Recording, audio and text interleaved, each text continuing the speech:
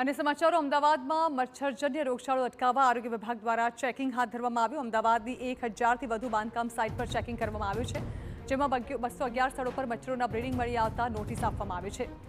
AMC દ્વારા 16 એકમોને seal કરવામાં આવ્યા છે અને કુલ 10.11 લાખનો દંડ વસૂલવામાં આવ્યો છે। ઉલ્લેખનીય છે કે અમદાવાદમાં જુલાઈ મહિના દરમિયાન ડેન્ગ્યુના 60 અને મેલેરિયાના 38 કેસ નોંધાયા છે। આ રોગચાળો વકરે નહીં અને શહેરમાં મચ્છરજન્ય કેસમાં વધારો ન થાય તે માટે અમદાવાદના આરોગ્ય વિભાગ દ્વારા શહેરભરમાં ચેકિંગ કરવામાં આવ્યું છે।